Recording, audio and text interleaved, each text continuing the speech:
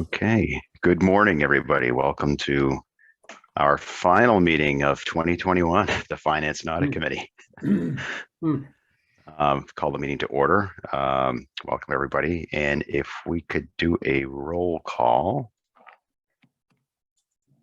I see Adrian. Yep, here. Mike Soltis. Here. Adrian Cochran. Here. Daryl Dazinski. Present.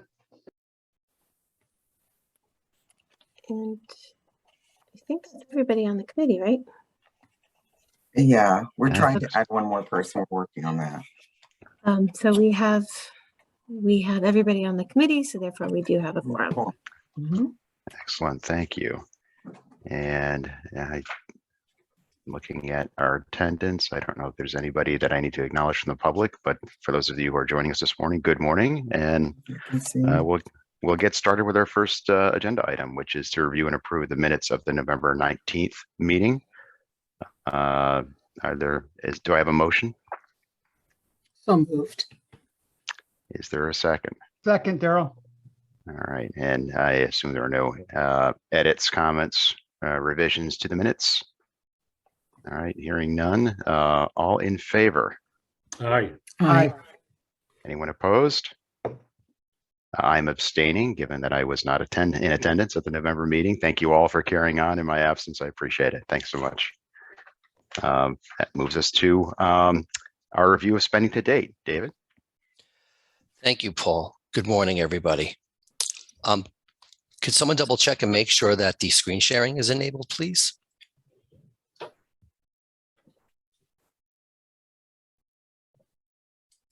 You should be okay now. Thank you very much. Mm-hmm. Okay, can everyone see? Yes. Fantastic, thank you. Okay, so we will spend a few minutes going over the month of November, also cumulatively through the month of November for the authority. And we will also spend a couple of minutes on projecting where we will be through the end of the fiscal year, June 30th, 2022. So with that, we'll get right to it. For the month of November, the authority spent $802,000. That was spent on $353,000 of salaries, benefits, and taxes, $219,000 of bond money for the DOL Appeals Administration work that's being completed this month, $68,000 for the employee contribution system, $49,000 on licenses. The big piece of that this month was for the Blackthorn payment platform that we use, $47,000 for the remainder of the audit fees for this year's annual audit, and $45,000 in outreach expenses. We are ahead of budget for the quarter so far by $1.4 million. Moving on to how we're doing since inception, the authority has spent $19.1 million since inception. We are $16.8 million ahead, both because of less than budgeted bond spending and also less than budgeted operational spending as well. The significant items that the authority has spent on is $8.2 million for the employee contribution system, $1.5 million for the claim system, $219,000 for the authority share of the appeal system with DOL, $3.8 million on salaries, benefits, and taxes, $1.7 million for our support teams, including United Way, $1.7 million for the post-production work that Slalom assists us with, and $544,000 in the authority's outreach efforts. Looking at bonds, this month, as I mentioned, we had spent $68,000 to Slalom for continued work on the employee contribution system, and $219,000 for the authority's share of the appeals administration work with the Department of Labor. There is another $231,000 set aside for them of the initial $450,000 that the authority had agreed to. And there is also a second $450,000 that the DOL can use if they need it. And if they do use it, they will return it back to the authority as per the memorandum of understanding between the DOL and the authority. And when they get their own bond funding, they will return the funds to the authority if they use the money. But through yesterday, they've only spent $218,000. So through the end of November, we've spent just over $10 million. We have another $730,000 that we're spending or we have earmarked for future use. So that leaves $1.4 million of bond funds available for future use that's already been allocated, should we determine that we need to use it for something. That is the money going out. Let's talk about the money coming in. The month of November was a relatively light month, as we've expected from the trends we've seen.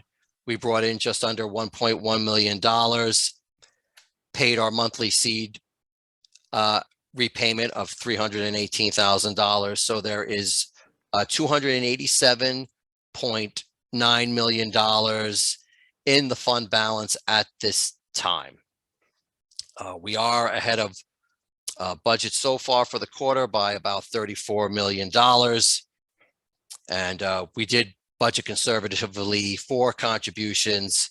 And so we're still on track because we believe we'll get about $400 million by January in contributions.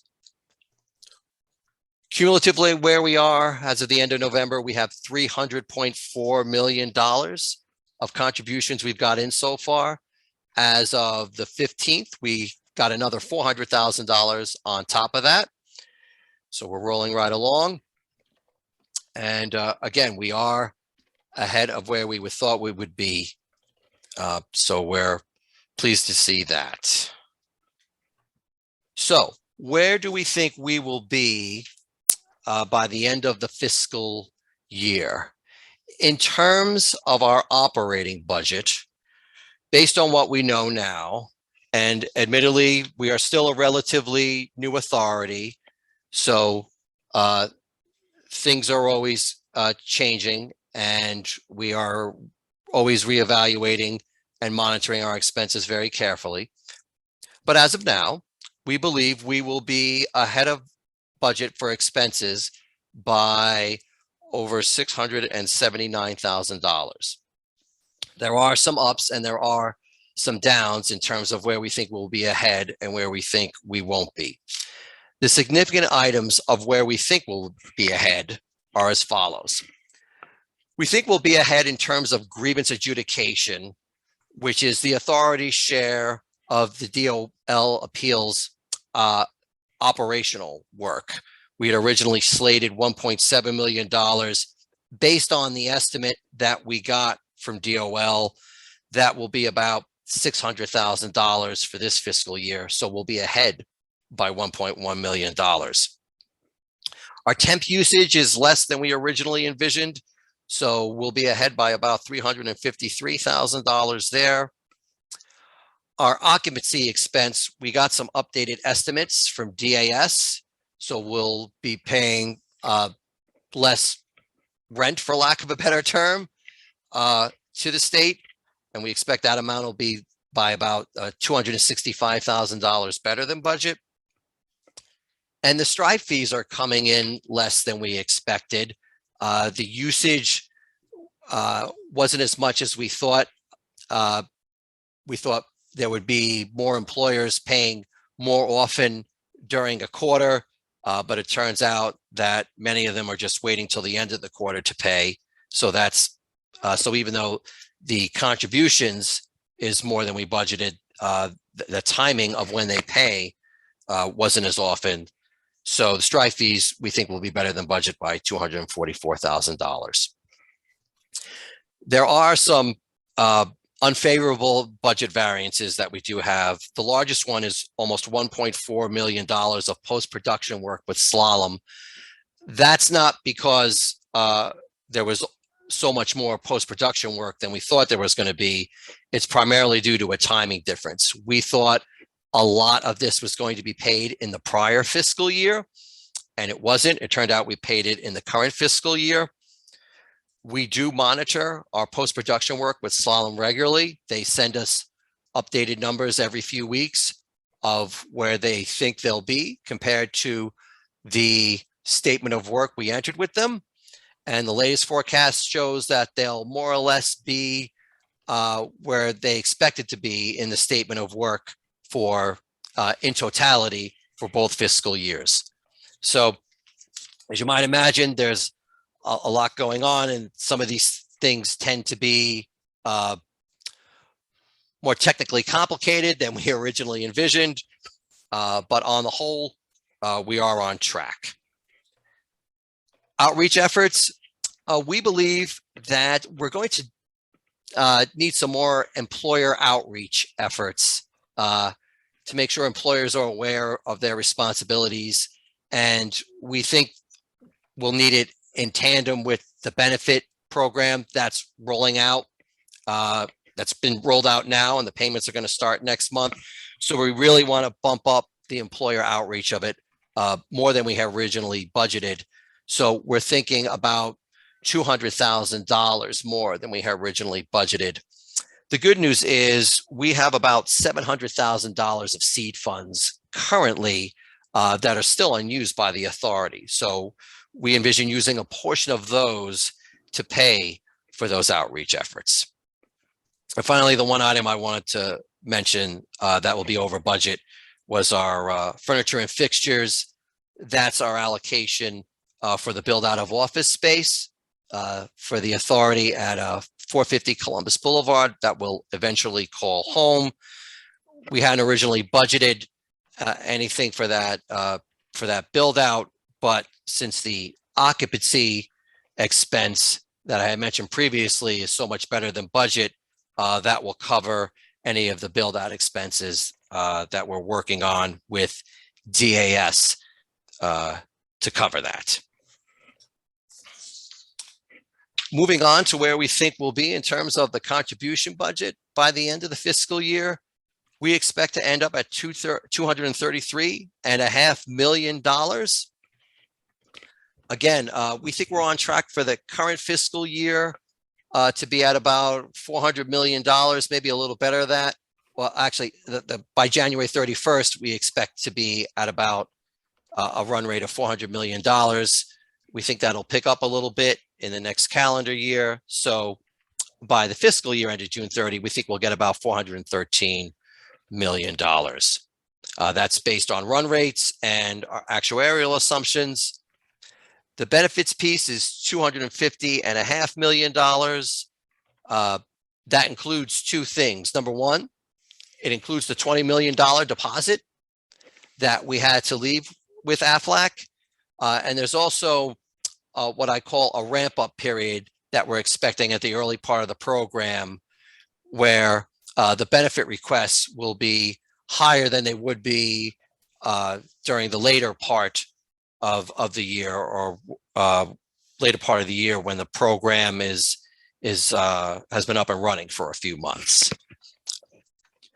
So those two items were definitely taken into account to come up with this number.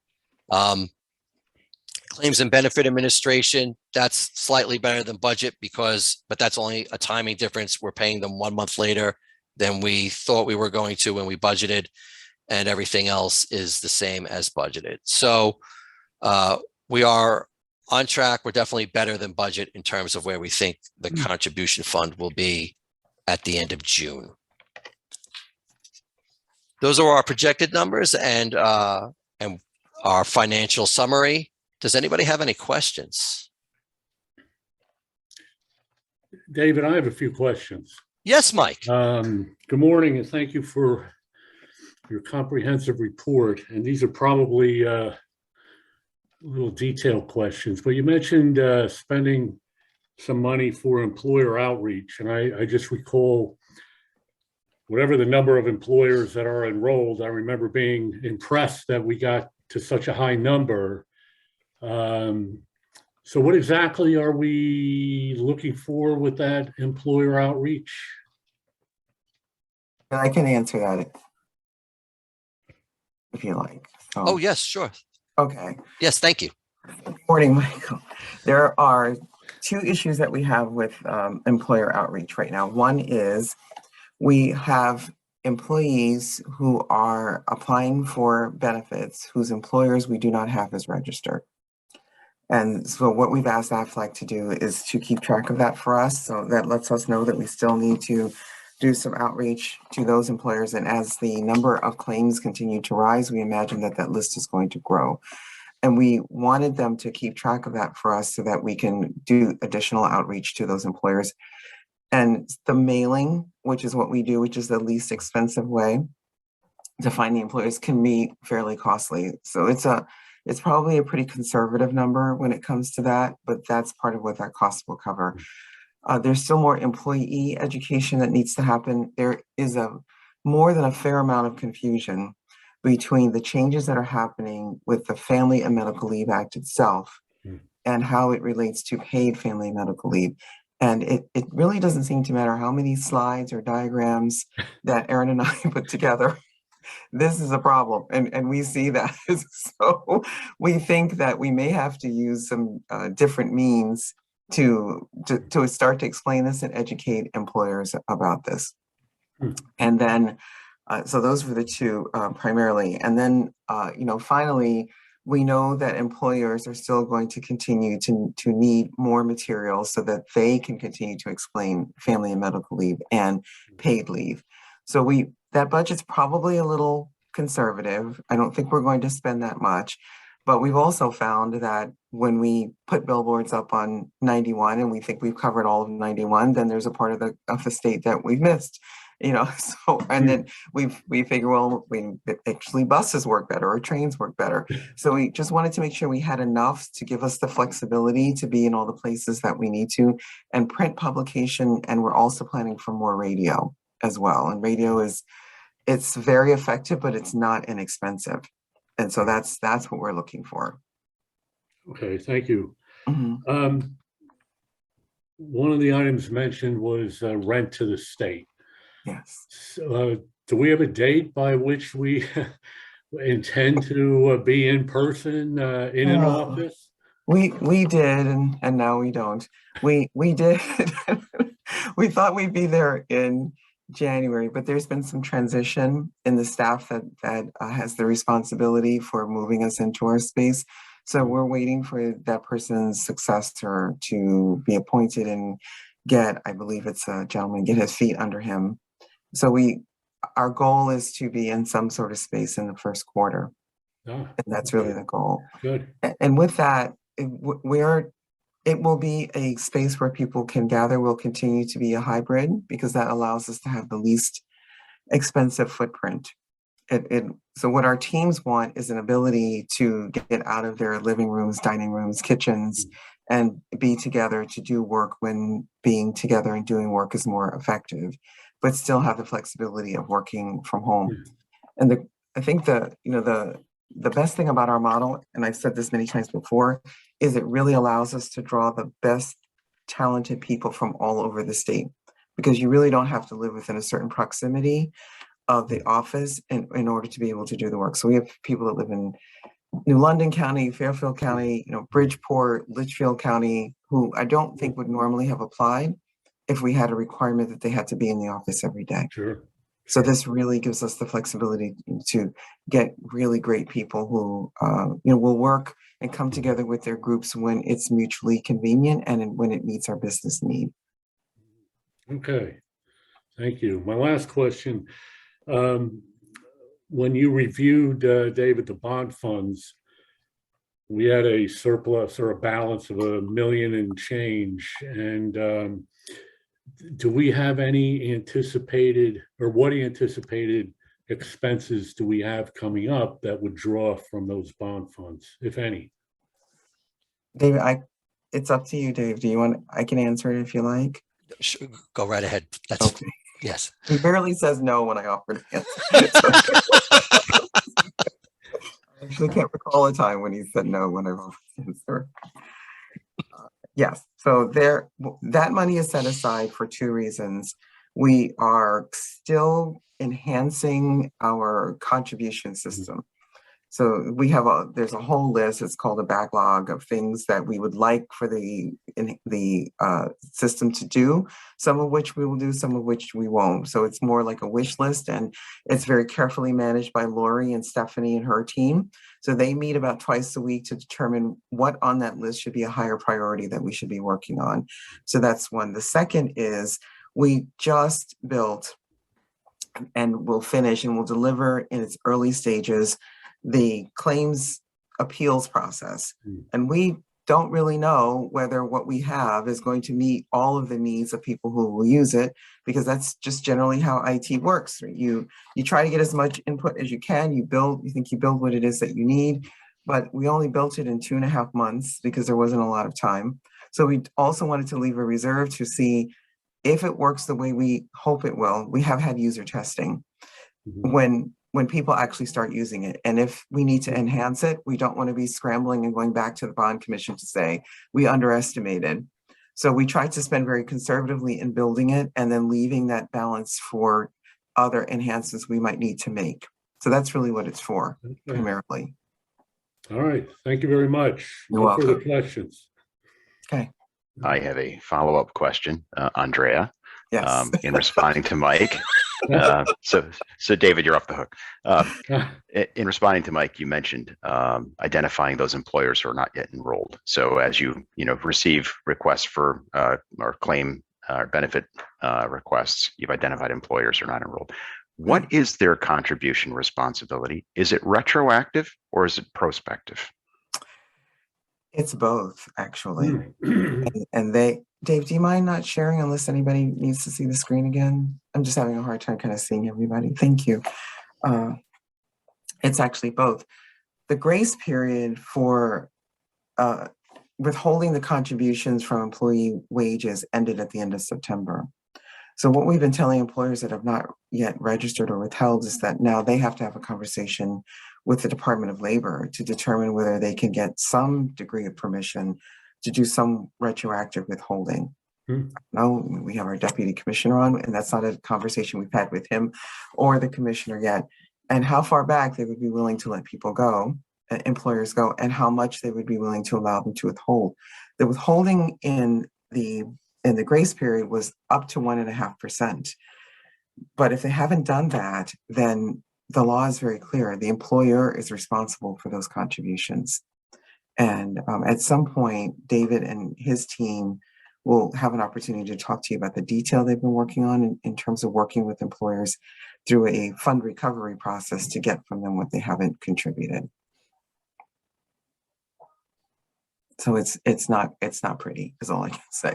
If you haven't started, yeah, it's going to be difficult. And it's a difficult argument to make because we have close to 125,000 employers who have registered and are aware of their obligation. So it's a tough sell. You're muted, Paul. Sorry. You figure in the Zoom environment, I'd know by now. Muted, not muted. Do you have a rough number of employers that have been identified to date that are not yet enrolled, that have been identified through this claims process, the benefit application process? Not yet. So the last number I had, I think it was about 75, but that number is low. We know that. Yeah. Okay, thank you.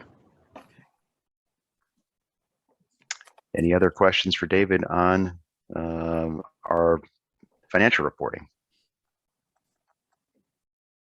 If not, Andrea, I think you have the next agenda item, which is to update the Committee on Claims Administration. Yes. So what I can offer is that as of right now, is looking at the data, we have received 2,954 claims.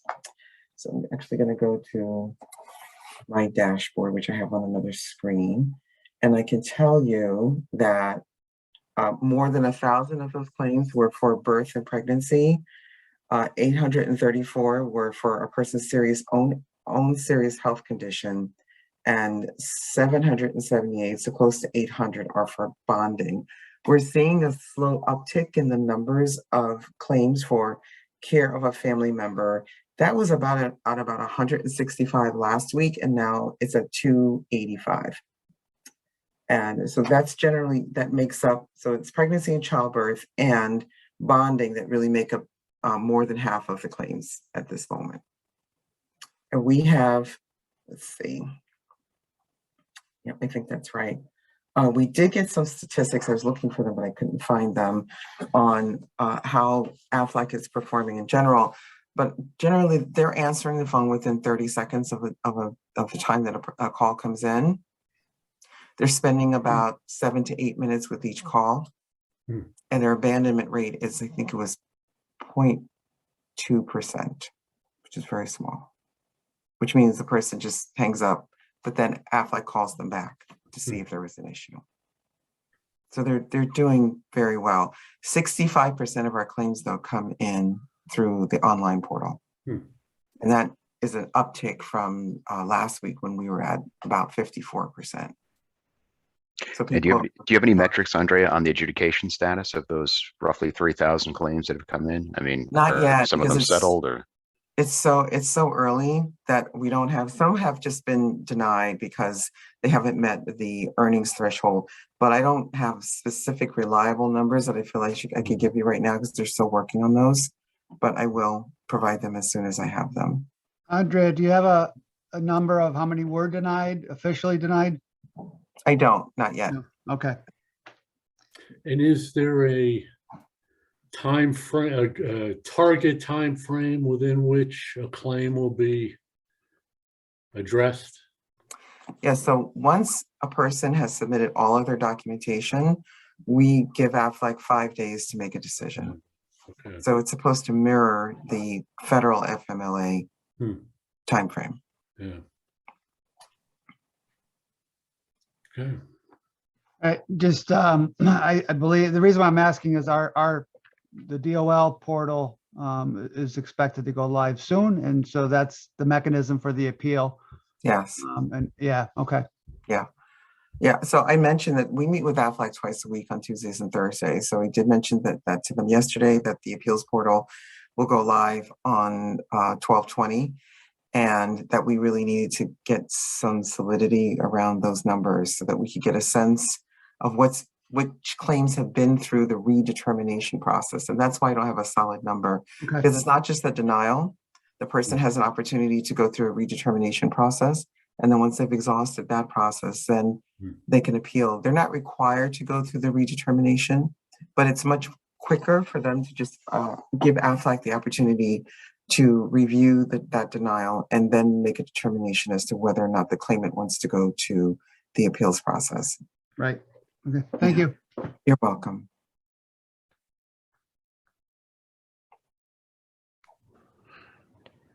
all right. If there are no additional questions on claims administration, that moves us to items of old business. Are there any old business items we want to discuss? New business. I understand we have a new business item we'd like to raise. Yes, Paul, I have a new business This time it item. is Dave. Yes, go ahead, Dave. But Andrea, if you'd like to answer for David, that's No, I'm fine.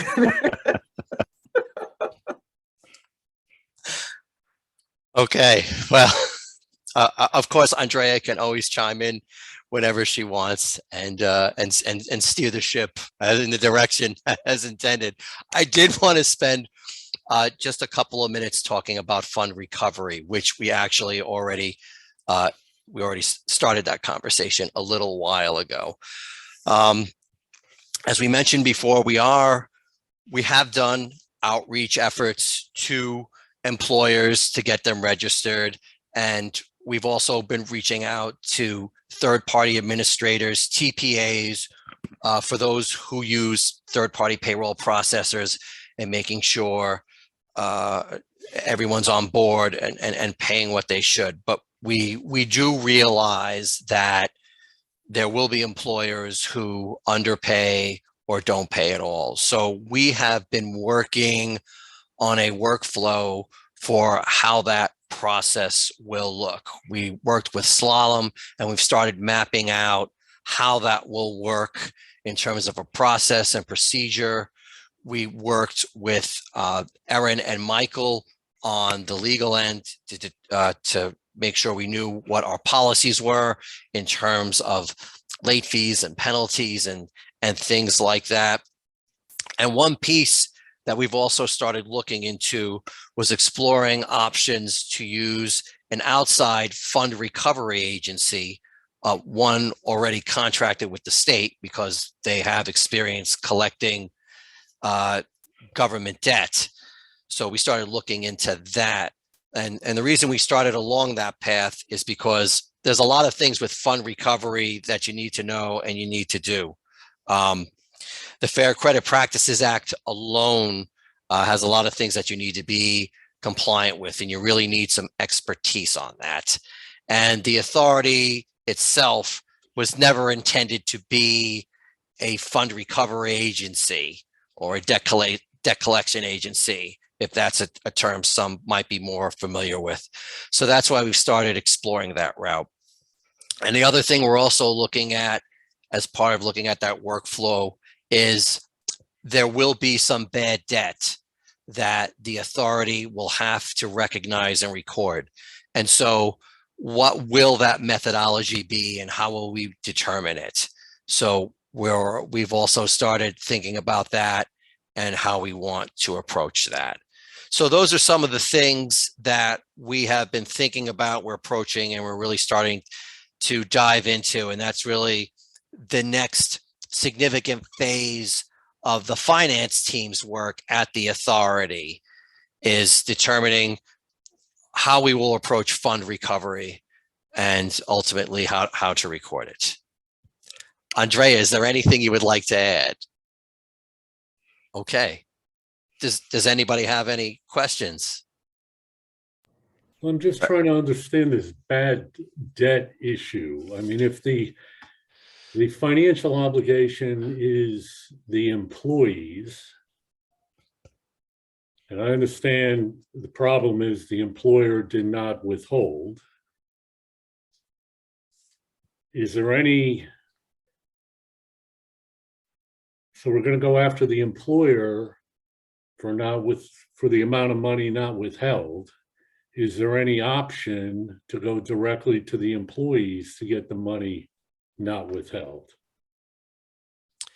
I see Andrea shaking her head, and I'll certainly defer to Andrea or Erin, because I'm not a lawyer, but I don't think we really realistically have that option to go to the employees directly. Erin, did you want to speak to that? Sure. So the statute says that the obligation is the employees to contribute, but the employer shall withhold and remit. So if the employer isn't fulfilling its responsibility to withhold the money and remit it to the authority, that's really where the break in the chain is. And so that's sort of who we would, that's why we're identifying the employers as the ones that would work toward and impose the collection action against. There is no, there's no mechanism other than for self-employed individuals for an individual to pay us directly. And particularly because the funds need to be accounted for in the employees' end of year taxes from payroll purposes. It is the employer's obligation. It's almost their only one. I mean, they have to fill out a form when someone files a claim, but their sole obligation really is to make sure that they take this deduction and remit it. And so that's why it's their responsibility. And if they're the ones failing, we have to go after them. It's not the employee's fault if the employer isn't doing payroll properly. Yeah, and in addition, it would be an administrative nightmare, I'd imagine, to go after employees. Yeah, There's that too. there's that too. Yeah. Okay, no, thanks. Yeah, and Michael, then you get into payroll and, laws and protection of employees for, withholdings. So Yeah, it makes Yeah. sense to work with the employer Hmm. in remedying and making the situation whole. Mhm. All right, thanks. Andrea, if I may go back, I just, on an official denial, if we issued an official denial, assuming it has an appeal period. So let's just say it was issued today as a denial, 21 days to appeal. I'm guessing, I don't remember exactly the law. If we issued it today, does the counter start today, even though the Department of Labor doesn't have the website appeal process available to the customer? I mean, there's always due process, Yeah. and so forth. Yeah, I see Erin's head nodding, so I'm going to let her Okay, answer it. Yeah. thank you. Right. So when we worked with the Department of Labor to kind of determine exactly how much time would be available before the website needed to be live, we kind of counted in that, all right, if claims start on the 1st, there's going to be sort of those eligibility determinations, which are really the first ground of denials, because that's done pretty much right away. But even that takes a couple of days. We've let people know that they can do the reconsideration. But if there was a denial today, they have, and I think I don't remember exactly how much time, I think it's 21 days before they file with DOL. So if someone got their denial today, didn't want to go through the reconsideration process, went to DOL, there is a notice on the website saying, this is come back. The appeal process is going to be here and you can come back. So no one will be precluded from filing their appeal just because the website's not up until next week. They can still file it. They'll still be within the deadlines. And so there should be no issue or harm. And I Okay. know that the department has a solution for people who don't have access to Yes, the online system. There is an alternative solution for right. individuals. The online solution is really the most effective and efficient way of going through it, but there's always an alternative if people can't use it. Right, and we've trained our staff on the alternate, so we're okay there. I guess I'm just trying to understand. I understood the law becomes effective January for payments, and so is it kind of a grace period the month of December, or is it in other words, if you issued a denial December 6th and 21 days is the 27th, the program really doesn't pay out until, January. I guess I'm struggling there with the section of the law for the January payments. So I think we're both struggling, but for different reasons. Right. Because you can still appeal your denial, even though we're not in a period where we issue benefits. Okay. Because if your claim itself is denied, then that's a grounds for appeal. Okay. Even if you are not in a period of time like next month when you would actually receive a payment. Okay. Is that helpful? It is. It is. Okay.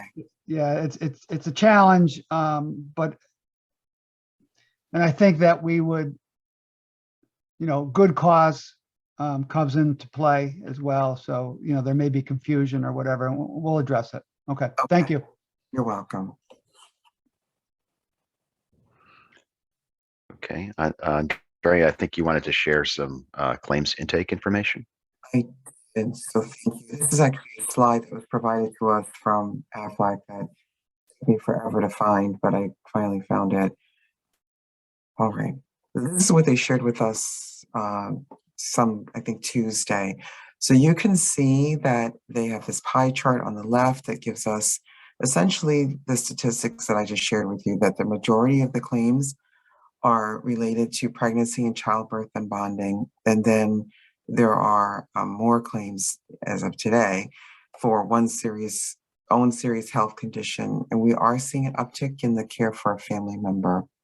The numbers for adoption and foster care and organ donation and what we call personal protective leave, that's family violence leave, are fairly small. One of the things that I do is I sit on the state's child fatality review panel. And on that panel are a number of providers of supports for adoption and foster care. So they're very interested in understanding better how the bonding leave would work for foster and adoptive families. So I think once we're in a position to share more information with them, we may see that number bump up a bit, especially around kinship care. But in the middle of the screen, you can see where the customer care center numbers are. And again, this was through the 13th. They're answering close to 96% of the calls within 30 seconds. They're spending about 12 minutes on them. I'm sorry, their abandonment rate is a little bit higher than I noted, which was it's 0.47. And people are not on hold a long time. And on Wednesday, the 1st, when we opened, understandably, people were on hold for quite a while. But since that time, the whole time is about 40 seconds. So that's where we are. And that was as of Tuesday. And I haven't learned of anything that between Tuesday and today that would have significantly shifted these data at all. And then there you can see on the far right are the top 5 call reasons. So obviously the first 2 make the most sense with respect to Aflac's primary purpose. They do get a lot of general calls about how to qualify and other general calls about the paid leave program itself. So we met with them yesterday to just try to redirect those calls and inquiries to us at the Paid Leave Authority where they belong, and try to allow those resources at Aflac to be better used to actually take in claims. So I don't know if anybody has any questions about any of these statistics that are here on the screen. Is this a report they plan to issue to you regularly, weekly, Yes. twice a week? Yeah, if it's ready on Tuesdays, then we get it. And if it's not, then we get it on Thursday. There is a live dashboard that Aaron and I and a couple of other people on the benefits team actually have access to that gives us, but it doesn't necessarily break it down in terms of this customer care center data. That's something that we get from them. And then there's 1 or 2 people on our benefits team that can access that data as well. So yeah, we do get this, we get it on demand. If I were to call her right now and say, I need these customer care numbers, I probably get them within the hour. Well, it's very comprehensive and a good visual. Okay, my screen. Great, thank you. Are there any other items of new business? Nothing else? Well, with that, I think that brings us to our last agenda item, which is adjournment. Do we have a motion to adjourn? Motion to adjourn, Daryl. Is there a second? Sorry, moved and seconded. All in favor? Aye. Aye, with a happy holidays to all. Opposed, Happy abstentions? holidays, everybody. Thank you. Have a wonderful holiday. Happy, healthy new year. And we'll see you in 2022 for more great fun with the Finance and Audit Committee. Thank you, Paul. Thank you for your support, everybody. Appreciate it. Absolutely. Have a great Stay holiday, well. everyone. Bye.